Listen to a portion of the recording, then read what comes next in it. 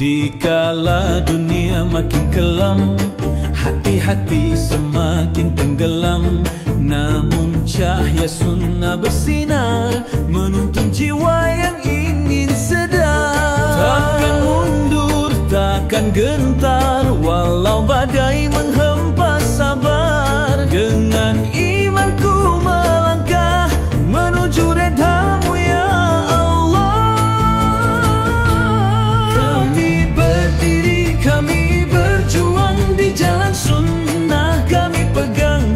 Walau diuji, walau dicaci, hanya Allah yang kami cari. Dikala dunia makin kelam, hati-hati semakin tenggelam. Namun cahaya sunnah bersinar,